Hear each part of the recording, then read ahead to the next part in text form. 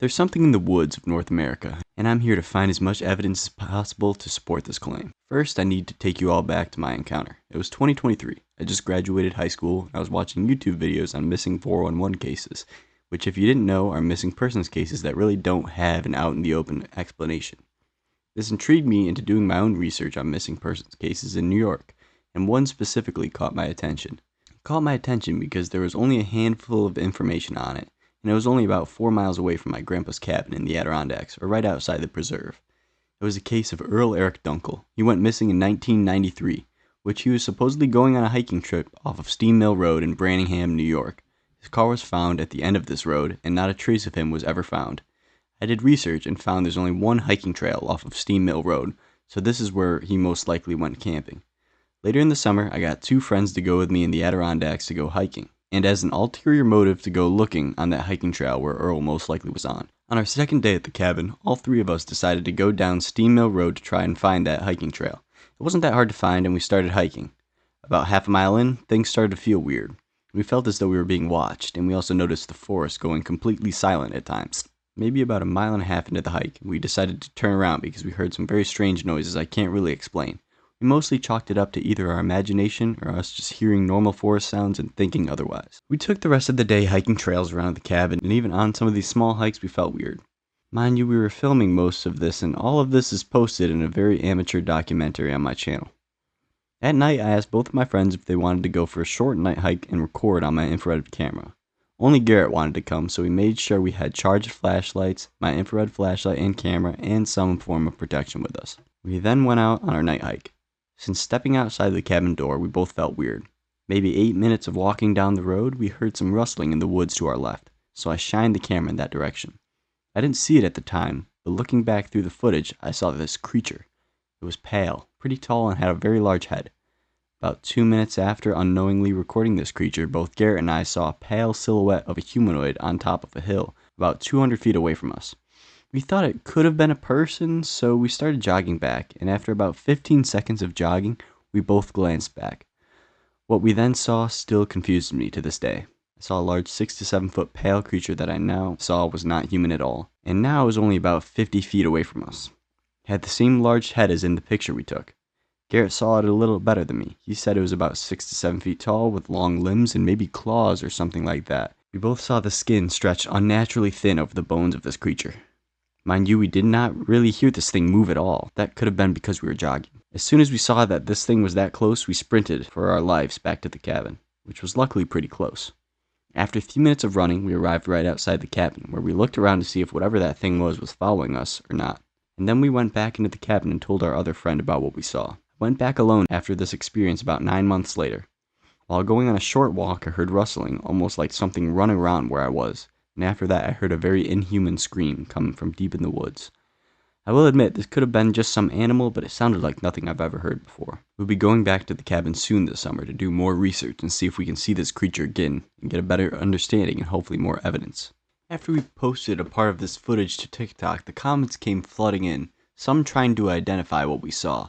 One of the first theories was a hide-behind, a creature from old lumberjack folklore. According to its legend, it's a short, shadowy figure that hides behind trees and can never be seen directly. It's said to stalk people in the woods, but it's usually described as small, maybe 4 to 5 feet tall, and more mischievous than dangerous. But that doesn't really line up with what we saw. The thing we saw, it was tall, at least 6 to 7 feet tall, maybe more. Although it was hiding behind a tree at one point, it was following us down that path, and it wanted us to see it. Another theory people brought up was the Wendigo, a creature from Iroquois and Algonquin legend, said to be a cannibalistic spirit, born from greed or isolation. The Wendigo is described as gaunt, emaciated, with stretched skin, and a hunger that can never be satisfied. This definitely does fit with what we saw, the pale, tight skin, the long limbs, the sense of being hunted. Also, the Adirondack area used to be occupied by Iroquois, so this would fit better. But here's where it doesn't line up, its head. The thing we saw had a huge head, almost alien-like, with large black eyes that didn't feel human. And if it really was a Wendigo, we probably wouldn't be here telling this story. That's why I think this could be something else entirely. Maybe it's not folklore, maybe it's not a spirit, maybe it's a creature no one's ever documented, living deep in these woods, and occasionally letting itself be seen. My theory as of right now is it's a completely different creature altogether. I think this creature could have been responsible for the missing person. Of course, I cannot say for sure. And when we were hiking on the trail he went missing on, it was curious about us and followed us back to the cabin and appeared that night during our hike. I've even heard people say that now that we've both seen this thing, it will follow us forever. I don't know about that, but it's still very strange altogether. What's even stranger is the amount of people on TikTok that have seen similar things. I've had multiple users say they are from the Adirondacks and completely understand that those woods are strange, and things are in the woods that no one is supposed to know about. A viewer wrote to me about their own experience with something in the woods. Back in 2018, a teenager and his father, two people who didn't get along very much, were driving through Louisiana on their way to Florida. At a rest stop, the moms had suggested they go on a hike to Bond. Reluctantly, they did. After about 2 hours in the forest, they caught the stench of something dead. At first, the dad brushed it off, but eventually they found a dead black bear, and nearby, something worse, a filthy rug wrapped around something. The dad poked it with a stick, and when it came out bloody, he made the teen open it. Inside was gore, bones, a torn-up dog maybe, and pieces of wood. One piece had a symbol carved into it, and then they found just a single eye. They agreed for once that they needed to leave, fast. But as they turned back, the woods fell silent.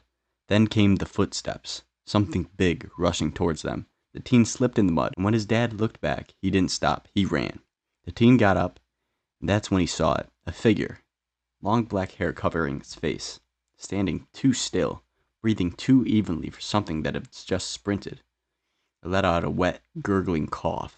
Something landed in front of him, a bone. He ran, got back to the car, barely. They never spoke about it again. Another viewer wrote, I went hiking in Hadley, New York with one of my friends a few summers ago. Anyway, about 15 minutes into the trail, he hears me call him. I don't, and he starts to walk off. I asked him what he's doing, and he's confused as hell.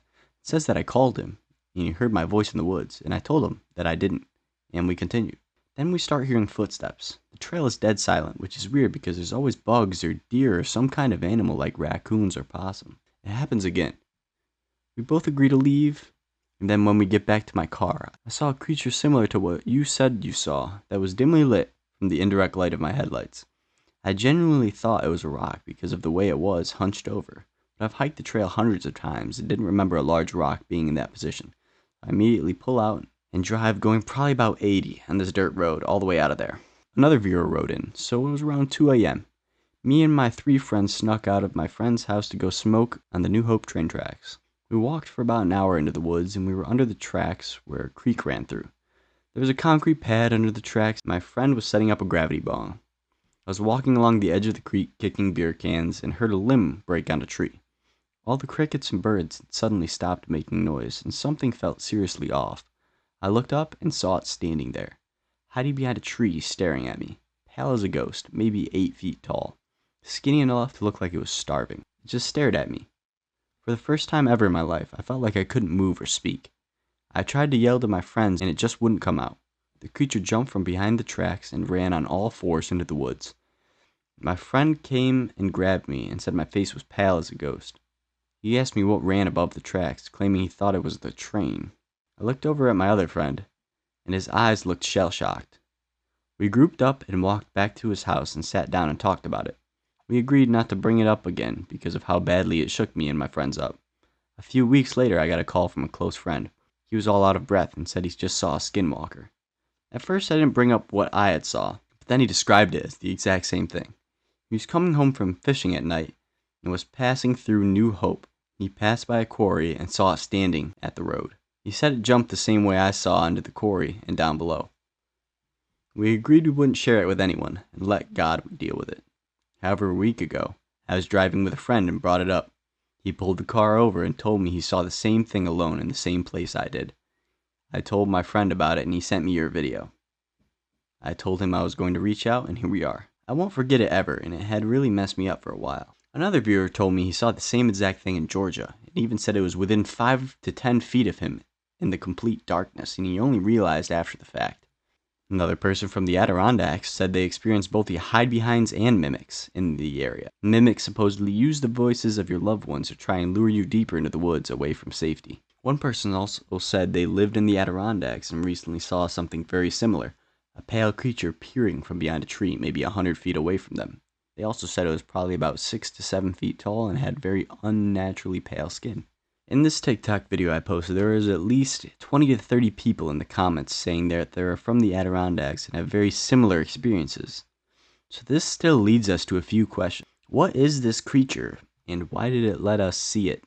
Just seems odd to me that so many people have seen a very similar creature. I think in total about 100 comments on this TikTok have mentioned that they've seen something similar, and most of it seemed to be in the Northeastern United States, but honestly all the sightings kind of spanned around the US. We thought we were doing the hunting, but what if we were the ones being watched all along? We're going back soon with better gear, more people, and more questions. Let's hope we come back with answers. Stay tuned for our hiking trip coming up, and please comment your stories if you have any and your opinions in what this could be. Thank you guys for all the support, and thanks for watching.